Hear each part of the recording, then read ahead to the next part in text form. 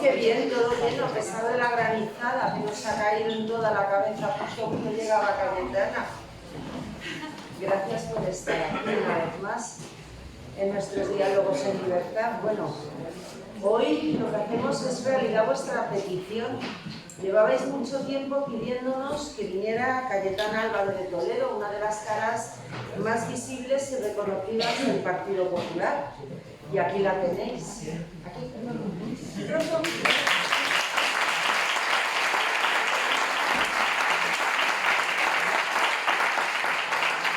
Bueno, ella es directora del área internacional de la Fundación FAES y portavoz adjunta del Grupo Parlamentario Popular en el Congreso y portavoz de la Comisión Constitucional, nada menos, de esa Constitución que nos quieren cambiar o cargarse por la puerta de atrás. Es licenciada en Historia Moderna, nada menos que por la Universidad de Oxford. Ha trabajado en El Mundo, participado como contertulia en un montón de medios y cuenta con triple nacionalidad. Y a mí me ha llamado la atención que ella decidió ser española y además presume que dijo: yo decidí ser española.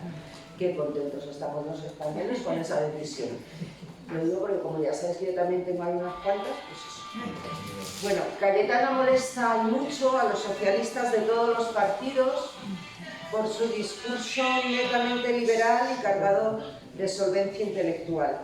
En estos momentos en que España atraviesa lo que probablemente sea uno de los momentos más delicados de su historia moderna, con Arnaldo Otegi dirigiendo el gobierno por medio de Pedro Sánchez, en el que una tal Leire se convierte casi en anécdota ante el ataque furibundo del gobierno contra jueces, fiscales y periodistas, su voz es de las más relevantes y solicitadas por aquellos que defendemos España y libertad, que siempre van de la mano. No necesita más presentación. Gracias, alcaldes, concejales, por estar aquí, vecinos todos, algún periodista que veo por ahí detrás. Y vamos a empezar. Sabéis que el formato es que Cayetana hace una breve exposición del tema, que es contra la descomposición de la nación española. Yo luego le hago unas cuantas preguntas y luego podéis preguntar. Como Cayetana se tiene que ir a las 8 menos cuarto, os voy a dejar hacer preguntas, pero no conferencias. Así que quien quiera preguntar, en una frase, porque si no, no vais a poder preguntar más que uno, ¿vale? O dos. Cayetana, todo tuyo, los micrófonos de este salón de plenos del Ayuntamiento de Torrelodones, y mil gracias por acompañarnos. Muchas gracias.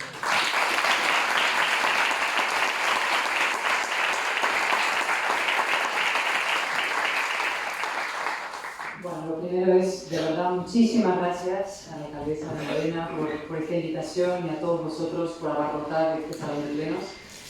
Justo efectivamente cuando llegaba caían unas pelotas de golf, ¿no?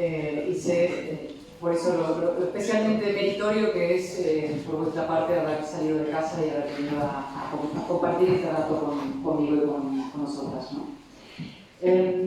Bueno, a ver, es verdad que me tengo que ir pronto y lo siento particularmente, pero es que hace un par de días me encargaron llevar mañana la reforma de la carrera judicial. Por la mañana tengo un debate importante en el Congreso con mi íntimo enemigo, Félix Bolaños, y entonces tengo que ir a prepararme un poco esta noche.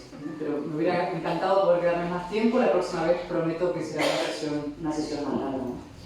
Entonces intentaré ser breve, hacer una introducción, contaros qué creo que está pasando en España y luego a ver qué podemos hacer nosotros.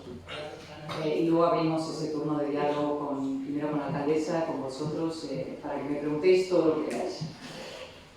Bueno, yo creo que lo más importante que hay que entender es que en España, digamos que el sanchismo no es simplemente una forma, como digo tantas veces, muy vulgar de hacer política. La mentira, el oportunismo, la chulería, los andares del galán de tranvía, ¿no? Muchas veces, los que estamos en el Congreso, siempre lo vemos, hoy mismo cuando salía, como dice el diario The Times, se lo llama The Greyhound of Paiporta, ¿no? Es el galgo de Paiporta en Inglaterra, es impresionante. Bueno, hoy salía con las caderas primero y luego sale él, ¿no? En dos fases la cosa. No es solamente esa chulería, ¿no? Es un proyecto de poder a largo plazo. Su objetivo es liquidar la alternancia política en España, es decir, perpetuarse en el poder. Por tanto, él no preside un gobierno en sentido estricto, de hecho, apenas puede aprobar leyes, cada semana sufre varapalos parlamentarios, no tiene presupuestos, lleva 2 años sin traer presupuestos a la Cámara, es obligación constitucional traer presupuestos, pero no los trae porque no los puede aprobar. Es decir, no es un gobierno, como digo, capaz de gobernar, es un proceso lo que está en marcha. Es un proceso de mutación de España de una democracia plena a una democracia fallida. Una democracia plena, es decir, reformable, como todas las democracias, ninguna es perfecta, ninguna está acabada, la democracia se tiene que ir reformando y ajustando, pero una democracia plena, homologable a las grandes democracias del mundo, una democracia plena que muta, está mutando hacia una democracia fallida. Entonces la pregunta es, ¿cuándo empezó este proceso? Podemos remontarnos a tiempos de Zapatero, cuando se empezó a quebrar todo, pero vamos a fijarnos en la figura de Sánchez. Esto empieza la legislatura pasada con una serie de decisiones que se toman. Él pacta con quienes acababan de dar un golpe de Estado, los indulta, deroga el delito de sedición, deroga el delito de malversación, lo rebaja, empieza a blanquear a Bildu como animal de compañía, promueve la ley de memoria antidemocrática, empieza la colonización de las instituciones, los ataques a la corona, más o menos civilinos, más o menos directos. Eso fue la legislatura pasada. Pero es en esta legislatura cuando se está produciendo ese momento álgido y decisivo del proceso de mutación. Y tiene varios hitos que tenemos que recordar. El primer hito de ese proceso es el pacto por el que él borra los delitos de otros políticos a cambio del poder. Es decir, compra la investidura del gobierno a cambio de la impunidad de los golpistas, la ley de amnistía. Eso es una transacción que no tiene precedentes en ningún lugar del mundo.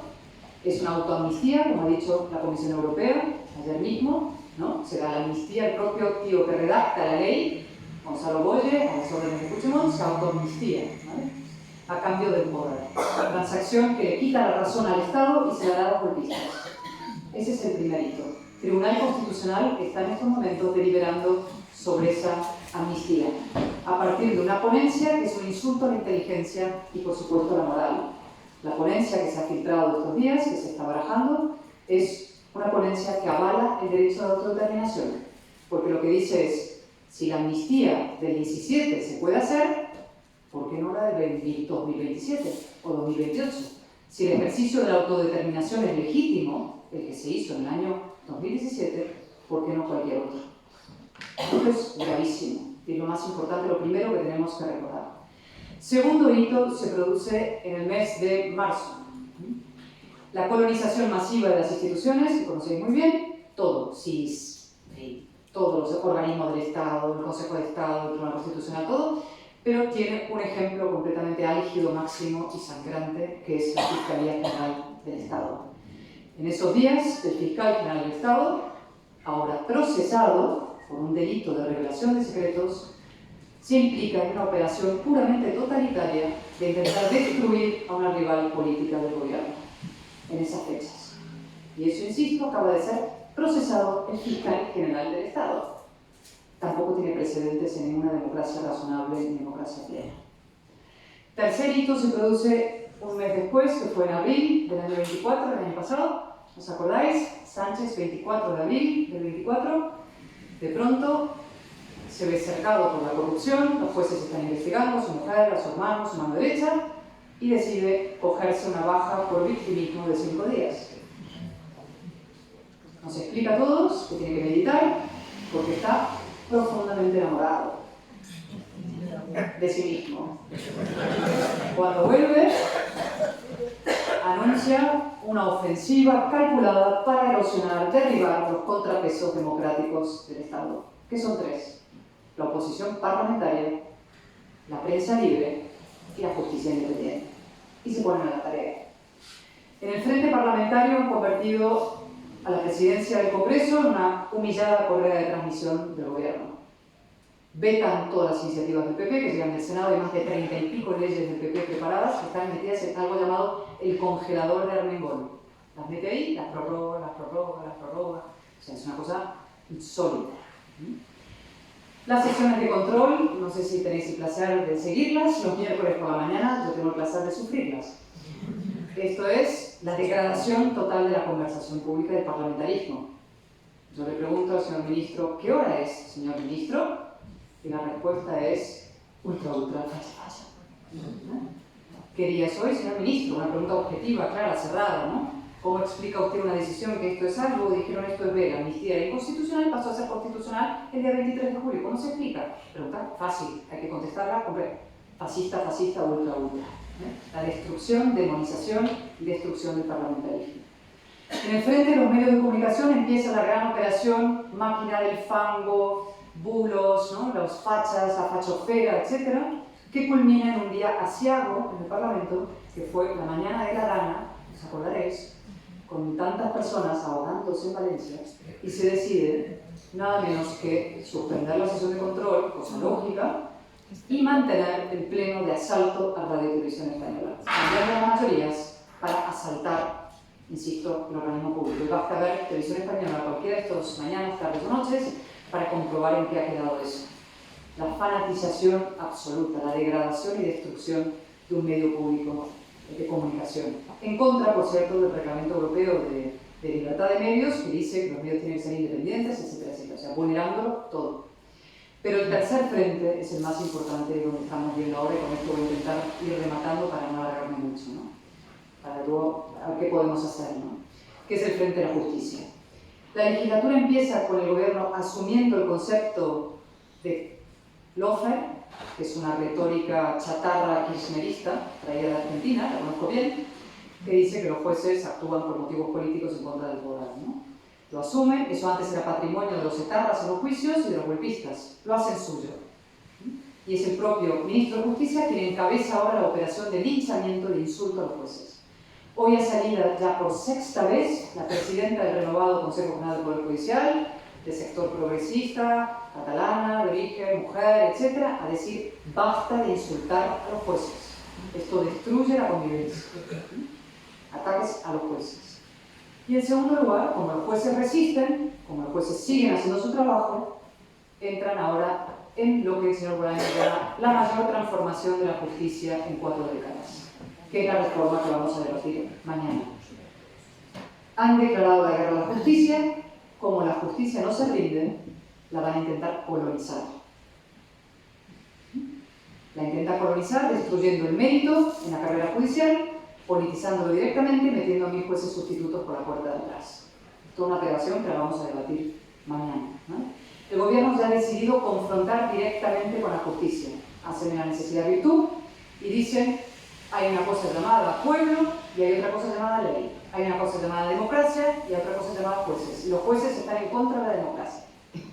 Esa es la locura, la confrontación bestial de poder ejecutivo contra poder judicial. Es decir, un ejecutivo que se coloca por encima o al margen de la ley.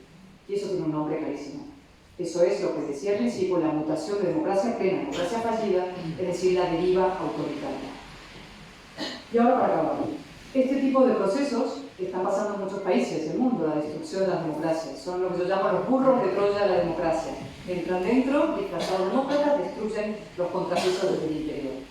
¿Cuál es el hecho diferencial español frente a otros procesos? Que nuestro proceso de mutación de la democracia se proyecta sobre la nación española, sobre la unidad de la nación, sobre la integridad territorial del Estado. Porque los socios a los que este gobierno mutante necesita para mantenerse en el poder exigen a cambio la destrucción de la nación, la destrucción del Estado. Y por eso es mucho más peligroso. ¿Qué podemos ver en los próximos tiempos? Hay que ponerse siempre en lo peor para acertar o por lo menos para prepararse, ¿no? La bala que le queda a él en la recámara, aparte de este enfrentamiento de jueces con democracia, fallido, no hay democracia sin ley, es la bala del, ¿cómo lo puedo explicar? La confrontación en unas urnas, no de izquierdas y derechas, para que no elijamos gobierno, sino régimen. Es decir, monarquía parlamentaria del año 78, ellos dirán tutelada por elementos fascistas, franquistas, etc., frente a una confederación maravillosa de derechos infinitos, repúblicas y lo que fuera, ¿no? esa es la bala de plata, la bala en la recámara que pueden tener. Frente a eso, digo, muchas veces el sanchismo es una forma de pesimismo, ¿no? Decía Almudena en su momento, ¿no? Ella decidió ser española, yo decidí ser española porque tengo un espíritu, en fin, contradictorio y combativo. Hay que combatir esa vieja idea de que España es aquel que no puede ser otra cosa, que es una frase de Cánovas, que según Galdós dijo Cánovas, pero por espíritu combativo, pero además por convicción profunda en la fortaleza y en el valor moral de eso que llamamos la nación española, que es una trama de afectos que lleva siglos en pie, una arquitectura solidaria, ¿no? Un enlace, un link, y la paz civil, que es la Constitución por encima. Y por tanto, frente a esa idea del sanchismo como pesimismo, como la idea de que en el fondo España está abocada a repetir sus fracasos históricos, hay que decir que no, y plantar cara. Y decir que España va a ser lo que cada uno de nosotros decidamos que sea. Y eso significa militancia democrática, significa movilización, significa sentido de la responsabilidad, significa efectivamente que cada uno, desde su responsabilidad, nosotros como políticos tenemos la primera, pero eso no exime a vosotros, o a los militantes, ni a los ciudadanos, ni a cualquiera de la suya, que asumamos esa condición de militantes de la democracia y de militantes de eso llamado la nación española. Y por eso, para ya acabar, como ejemplo, ¿no? Hoy ha habido una protesta de jueces y fiscales que han salido, ¿no? El gobierno los ha despreciado, ha dicho que son bobadas, etc. Pero ese es el camino, ¿no? El coraje, la coherencia y el sentido de la responsabilidad. Nosotros tenemos que liderar desde el partido ese proyecto alternativo de fortalecimiento de la nación. Vamos a tener que reconstruir el Estado, vamos a tener que frenar y revertir el destrozo institucional, sabiendo que hay parte de ese destrozo que va a ser muy difícil de revertir, y sobre todo vamos a tener que hacer algo muy emocionante, ¿no? Que es recuperar la trama de afectos entre españoles. Porque lo peor de este proceso, y eso es deliberado, es el cainismo, el guerra civilismo y la polarización. Como no pueden gobernar por adhesión, por suma, gobiernan por odio. Necesitan levantar muros entre españoles, mantener a una mitad cautiva del cainismo, para que su mitad diga, bueno, no me gusta mucho Sánchez, no es, en fin, corrupción, todo esto le molesta, ahora odio tanto a los de enfrente que por lo menos le voy a votar a él con la nariz tapada. Y eso es un proyecto de destrucción de la trama civil, de destrucción de la trama de afectos, de destrucción de la propia conversación pública entre los distintos. La transición fue, lo que nos hizo pasar de dictadura a democracia, fue sobre todo una conversación basada en la buena voluntad, en la inteligencia y la buena voluntad. Y parte de esa enorme tarea de reconstrucción que vamos a tener que poner en marcha va a tener que ver con precisamente la recuperación de la buena voluntad, de la conversación entre los que piensan o sienten de una manera distinta. Y con esto lo dejo así y pasamos a...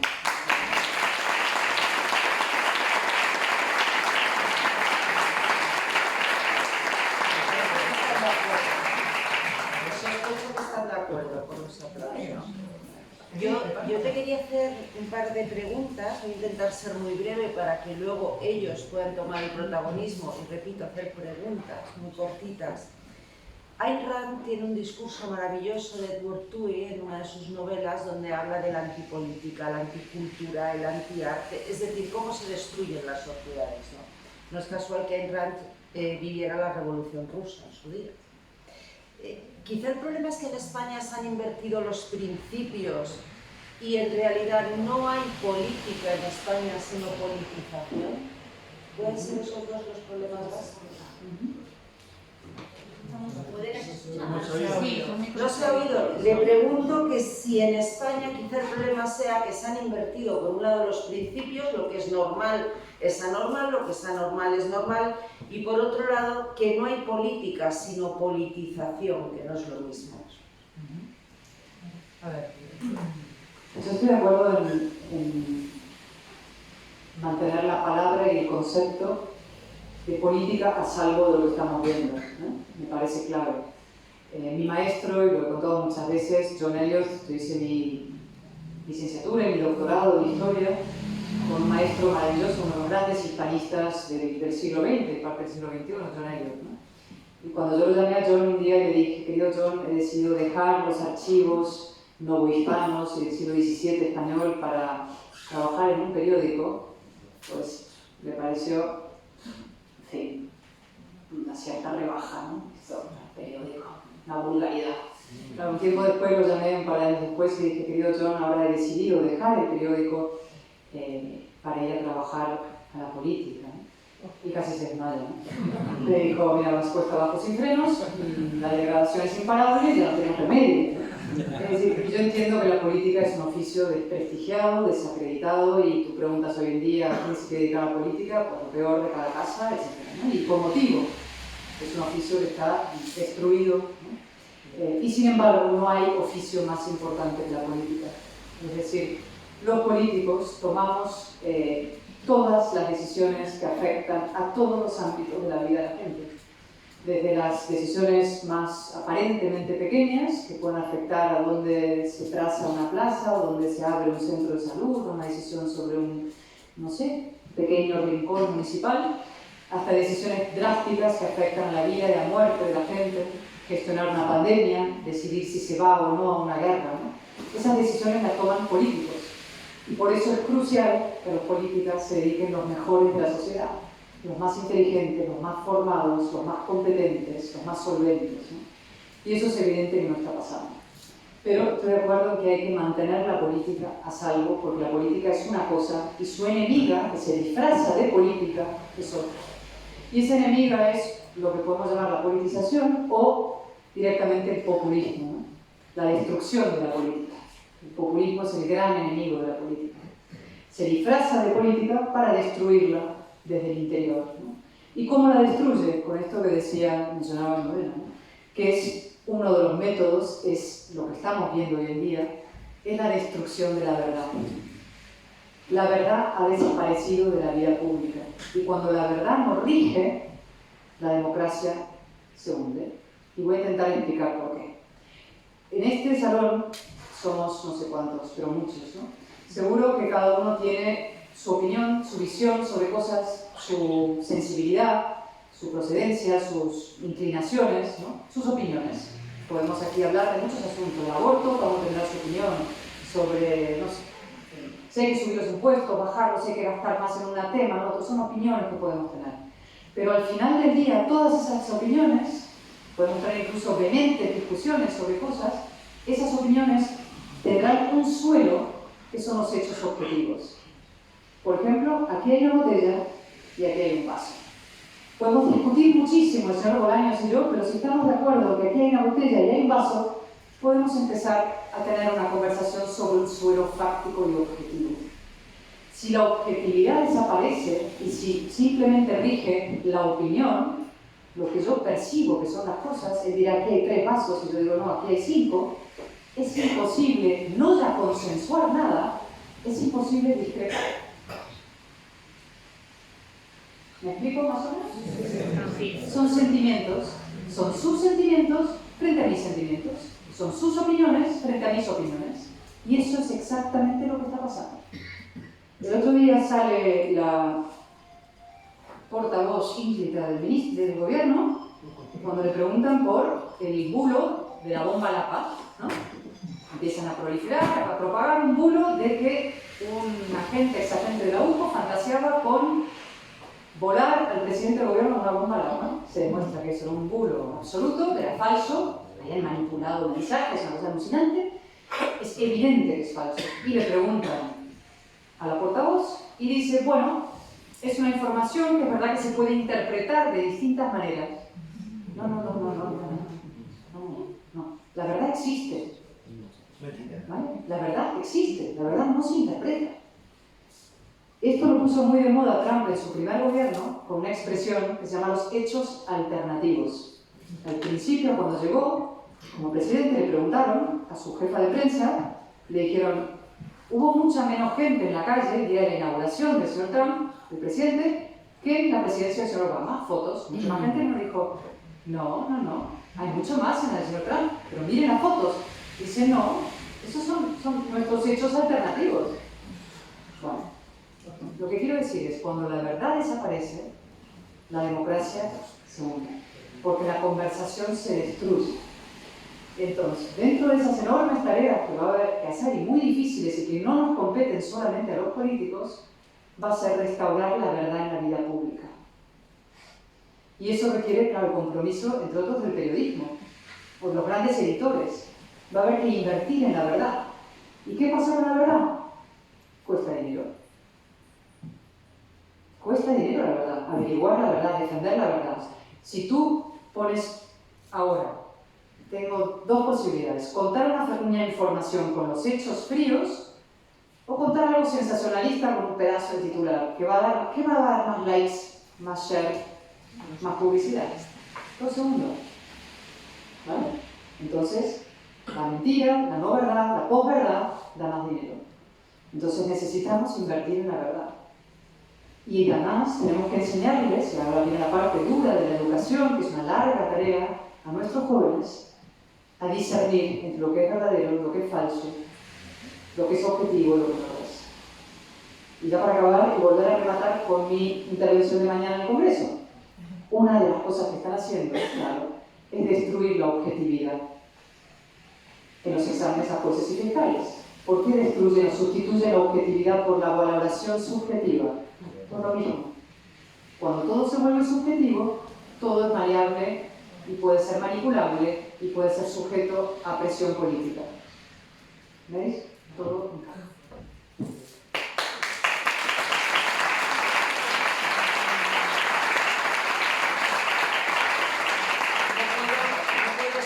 De acuerdo, es lo que quienes trabajan conmigo saben que siempre les digo, ya está bien de confundir opinión y conocimiento, que no son lo mismo. No sé si habéis visto, pero vivimos rodeados de gente que sabe de todo.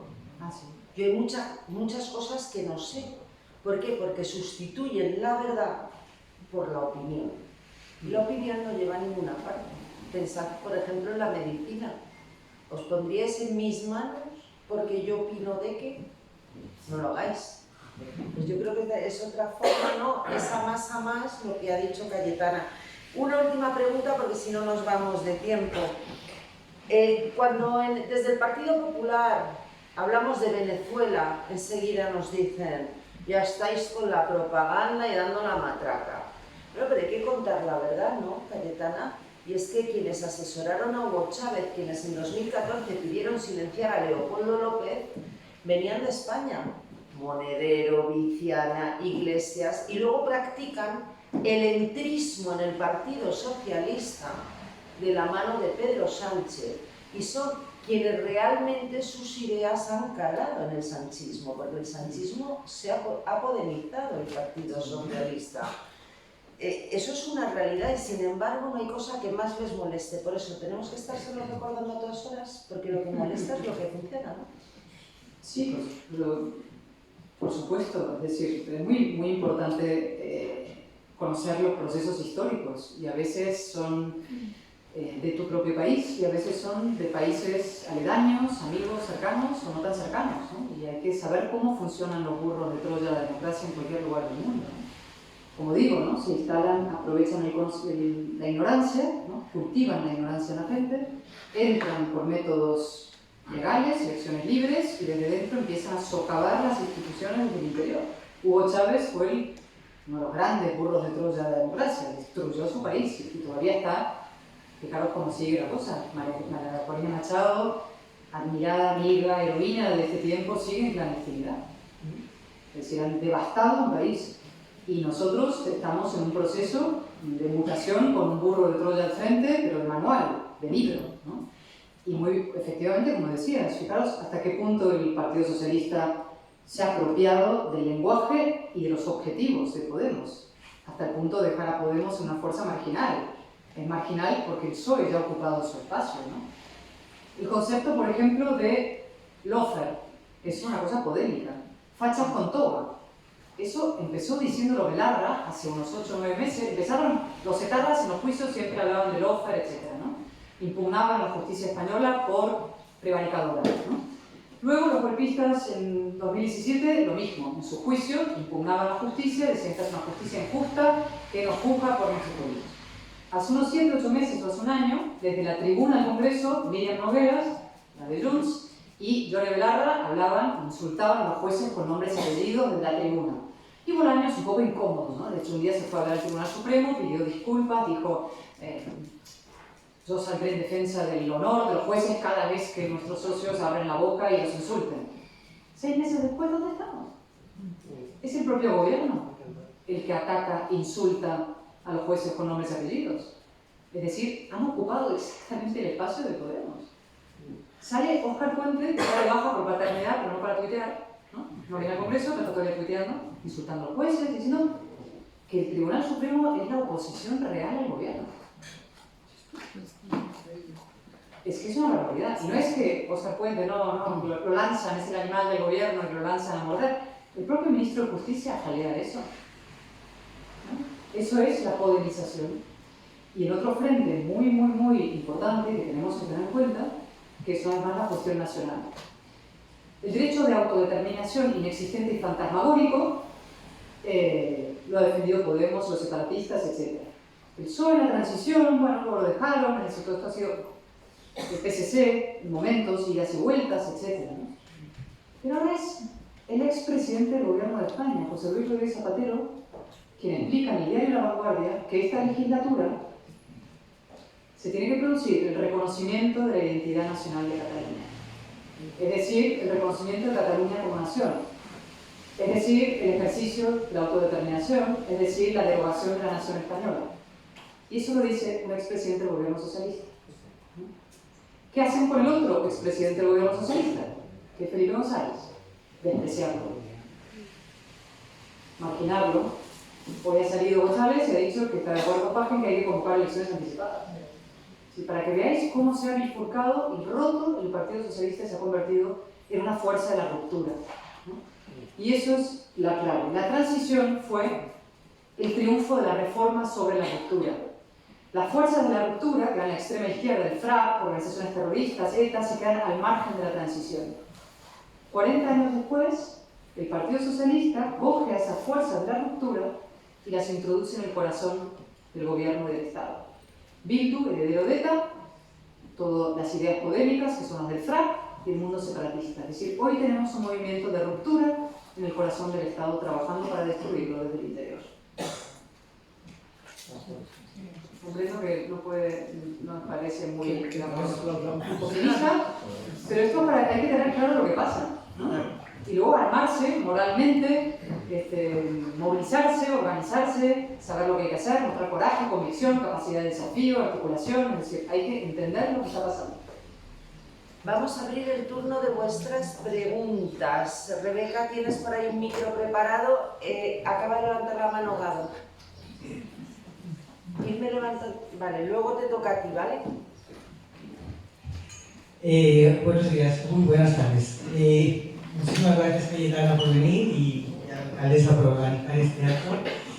Yo voy a bajar un poco a la pregunta más a nivel calle y a nivel partido, si me lo permites, después de tantos años en el partido, para preguntarte, ¿tú qué le dirías a la gente del Partido Popular que critica o que cuestiona el que los líderes del partido no son suficientemente agresivos o hacen más daño al gobierno? Y eso a veces alguno te dice, voy a acabar votando a vos. A mí me parece terrible, pero me imagino que también te habrá llegado ese comentario y esas personas que piensan así. Muchas gracias. Sí, bueno, a mí muchas veces no me pasa, ¿no? Dale más caña, digo, ¿pero qué hago? ¿Pego? O sea, muy bien. ¿Qué hago? Hay una cosa muy importante en la pregunta de Gado, a la que quiero mucho y me encanta verla aquí, hace muchos años. Creo que encontré una foto nuestra, estábamos muy jóvenes. Ella igual de guapa. Y hay una cosa que es muy importante de entender, ¿no? Procesos así, ellos van con las dos manos sueltas, por usar una metáfora, ¿vale? No hay límite. No les limita la verdad, no les limita el respeto a nada, a la ley, a la justicia, a las cloacas que estamos viendo ahora, es decir, ellos no tienen límite, van con las dos manos sueltas, ¿no? Y a veces la tentación de enfrente es decir, voy a hacer lo mismo. Voy a mentir como ellos, voy a soltar las dos manos, voy a empezar a pegar, ¿no? Pero eso es la destrucción, ¿no? Eso es entrar en ya la destrucción institucional masiva y total, ¿no? Es ser como ellos, que al final es lo que buscan, ¿no? Nosotros, yo creo que nuestra posición, por seguir con la metáfora, que no es mía, sino de un liberal pensador que entró en política y fracasó, maravilloso, se llama Michael Ignacio, que escribió varios libros, uno muy bonito que es Fuego y Ceniza, sobre su experiencia política, pero otro que se llama El Mal Menor, sobre cómo debe luchar la democracia contra sus enemigos, ¿no? Se refería a la época del 11 de septiembre, ¿no? Hubo un gran debate después de los atentados terroristas sobre las Torres Gemelas. ¿Qué tiene que hacer la democracia para luchar contra un enemigo como el terrorismo, ¿no? que no tiene límites, ¿no? Pero vale también para lo que estamos viviendo. Y él decía, la democracia lucha y tiene que luchar, los demócratas, con una mano atada a la espalda, ¿vale? Tenemos esta mano atada a la espalda que es la del Estado de Derecho, la verdad, etcétera, el cumplimiento de la ley, no somos como ellos. Ahora bien, como llevamos una mano atada a la espalda, no podemos tender la otra. Y yo creo que la imagen es perfecta. Es decir, hay una mano que siempre tiene que estar atada detrás. No las dos sueltas, como pueden alguna gente querer, ir a pegarlos los dos, ¿no? Como ellos. Una mano atada, pero la otra tiene que estar con la espada desenvainada y pegando, por decirlo de una manera metafórica. Y yo creo que esa es la actitud. Había una pregunta ahí al fondo, Carlos Frayos, fíjate, conozco a todo el mundo. Carlos es periodista, libertario, Bueno, ante todo, gracias a la por una charla tan instructiva. Mi pregunta es, ¿hasta qué punto difiere el guión que está siguiendo Sánchez del manual del buen socialista? Es decir, ¿hasta qué punto, hablando de sanchismo, estamos planteando el socialismo y abriendo la puerta a que en el futuro nos llegue un personaje que haga buena Sánchez, igual que Sánchez hizo bueno a ZP, o ZP hizo bueno a Felipe? No, yo no soy partidaria de mitificar la época de Felipe González para nada. Sí veo que el Felipe de hoy ha roto con esa deriva. De hecho, yo muchas veces, siempre la tentación de todo el tiempo pasado, mejor, y mitificación, etcétera, pasa mucho. Mucha gente acabó mitificando, por ejemplo, a Rubalcaba ante mi indignación, ¿no? Rubalcaba me parece que hizo un daño, pero masivo. La gran negociación con ETA de espaldas a todo, la lidió él, ¿no? Y volviendo a Felipe, hay un libro clave que hay que entender la historia, para entender la deriva de estos años, que es El futuro no es lo que era, que es el libro que publicó con Juan Luis Cebrián después del año 2001, de las elecciones en el País Vasco. Es un libro donde está ya el germen y la semilla de la discordia, ¿no? Él decía, no se puede, decía Cebrián sobre todo, más que Felipe, Cebrián decía que gobierna Aznar es que como gobierne Franco, solo que pasado por las urnas, ¿no? La legitimación de la derecha y el impulso a la memoria histórica. Yo esto lo he debatido mucho con Cebrián, que el Cebrián de hoy no es el Cebrián de entonces, también la gente evoluciona, es decir, la gente también aprende y demás, ¿no? Sí, yo estoy de acuerdo contigo en que no hay que blanquear la historia del PSOE por subrayarla de ahora, ¿no? La historia del PSOE es una historia muy complicada. En los años 30, la discordia de la semilla, la discordia, etcétera, está ahí también, ¿no? Pero eso tampoco quita de comprender hasta qué punto esa involución que se está produciendo sí ha llegado a un extremo de poner en jaque el sistema total, ¿no? De romperlo. El otro día fui a ver una exposición maravillosa de Marisa Flores, que es una fotógrafa, que tiene ahora 70 años, una fotógrafa de la transición, está todavía en Madrid, la podéis ver. Hay muchas fotos, en fin, son las grandes fotos de la transición y inevitablemente sientes como una nostalgia profunda, ¿no? Hay una conversación que se producía, hay fotos de Adolfo Suárez con Felipe González, fotos después del golpe de Estado, de como la conversación entre nosotros, eso es impensable hoy en día. Yo creo que sí hubo un intento con altibajos, pero una buena voluntad que hizo posible la etapa más fértil realmente de la historia española, como se hizo más justa, vivimos una etapa democrática más justa y fértil, no hace falta, ¿no? Hubo grandes momentos en la historia de España, pero en términos de justicia, de equidad, etc., es esta, y creo que la degradación que se está produciendo ahora sí supone un salto cualitativo. Javier Algarra, ¿cómo estamos hoy en la prensa? Sí. Gracias, Almudena. Cayetana, decías que la clase política está muy desprestigiada. La verdad es que no tengo otra razón. Aunque debemos decir que personas como tú, Cayetana, como Almudena Negro, como Isabel Díaz Ayuso, no reconcilian con la condición política, con lo cual aún queda esperanza. Y respecto a la pregunta, ¿cuál debería ser el mecanismo de control que tuviéramos en una democracia para salvaguardar el Estado de Derecho y la seguridad jurídica cuando todo está fallando? Cuando el Constitucional, por ejemplo, es un órgano de garantía, Sánchez lo convierte en un tribunal de casación para enmendar la plana del Supremo, cuando, como tú has dicho, convertimos en oposición al Supremo o incluso a la UCO, no tenemos los ciudadanos, salvo esa militancia democrática de la que hablabas y por tanto el derecho al papeleo y a la manifestación, algún mecanismo de control al que poder apelar, como por ejemplo en Estados Unidos tienen el midterm election, ¿no? Las elecciones en mitad de mandato para corregir al gobierno que esté en el acto. Ninguna democracia está blindada, esa es su naturaleza, que la hace más frágil que otros regímenes. Si los regímenes autoritarios, Maduro, Chávez, ahí siguen, ¿no? Increíblemente Maduro sigue, porque tienen la fuerza, tienen la violencia, tienen un blindaje de alguna manera mucho más, ¿no?, férreo, ¿no? La democracia, por su propia naturaleza, es mucho más frágil. Entonces se trata de... nosotros no somos una democracia militante, en el sentido jurídico del término, pero una cosa es no ser una democracia militante y otra cosa es ser una democracia suicida, ¿no? Entonces tenemos que intentar fortalecer nuestro sistema democrático para protegerlo mejor de aquello que hace 40 años fue inimaginable que ocurriera, ¿no? Por ejemplo muy concreto, un fiscal general del Estado procesado por el Tribunal Supremo. A ningún legislador le pasó por la cabeza que eso podía existir y por eso no introdujo en la ley: si un fiscal general es procesado, debe dimitir, ¿no? Cosa que parece obvio, ¿no? Si hay ciertos blindajes que esta experiencia, ciertas lagunas que esta experiencia nos van a obligar a rellenar a través de reformas legales, evidentemente. Y la gran pregunta pendiente siempre va a ser, o pendiente o no tan pendiente, o la gran pregunta que se va a tener que plantear es si eso va a también incluir una reforma constitucional, sí o no. Y a partir de ahí, ¿cuál es el principal mecanismo que tenemos los ciudadanos? Las urnas. Ese es nuestro mecanismo. Y la movilización. Lo que no nos puede pasar es que te convocan elecciones y la gente, como hace calor y es verano, me quedo en la playa, ¿no? La propia militancia democrática, el compromiso democrático es el mecanismo más poderoso que tenemos para defendernos. Y eso es el sentido de la responsabilidad.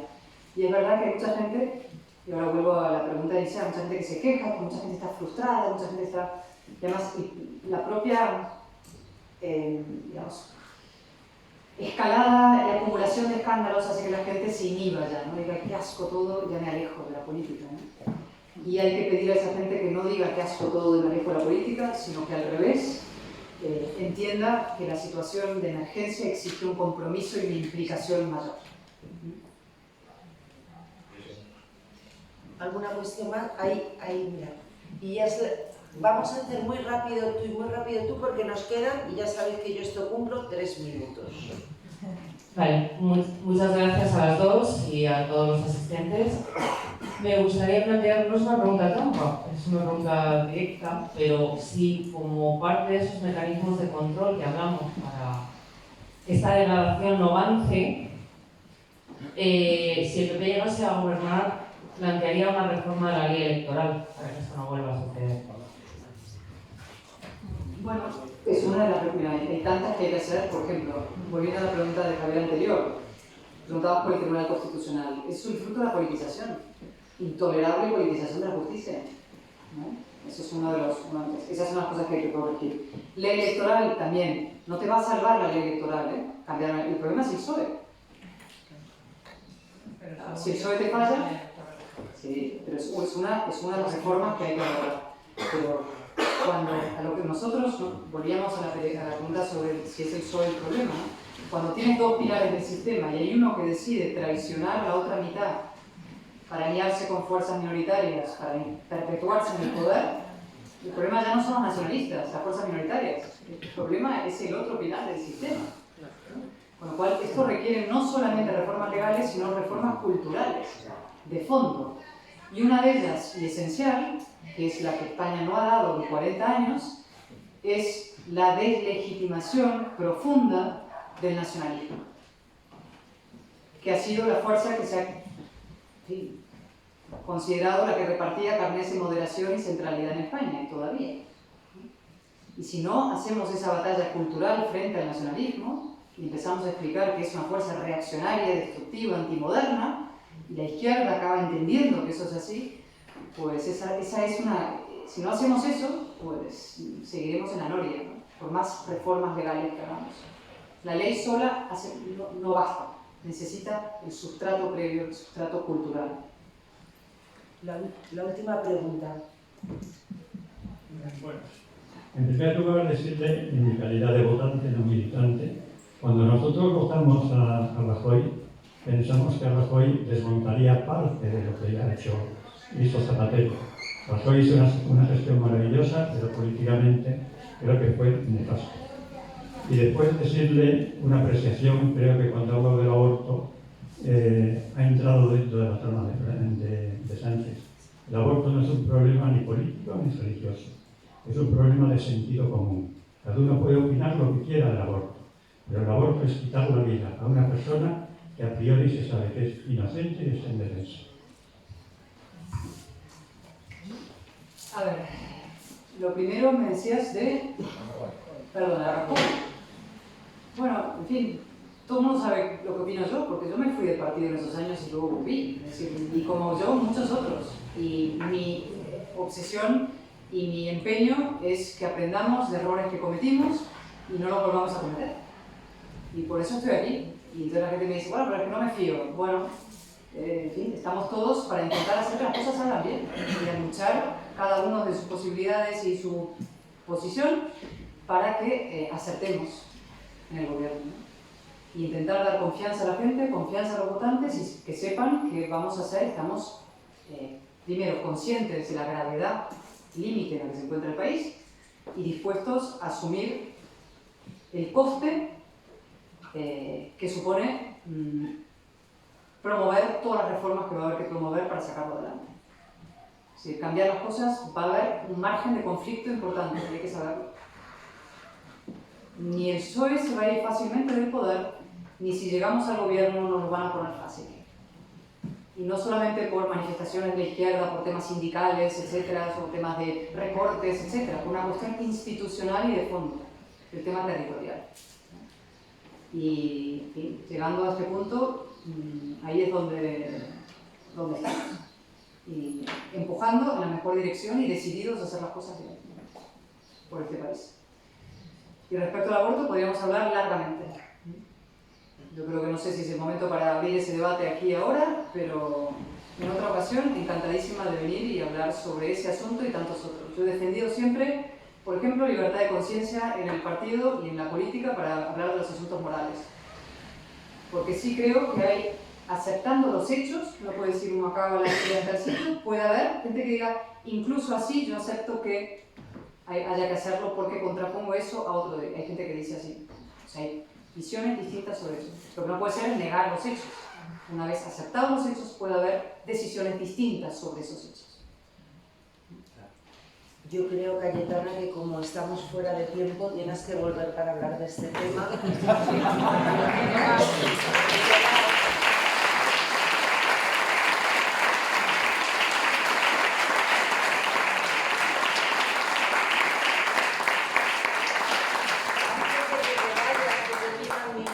Y todas estas cosas que suceden para que desayunes con el PP de Torrelodones. Muchísimas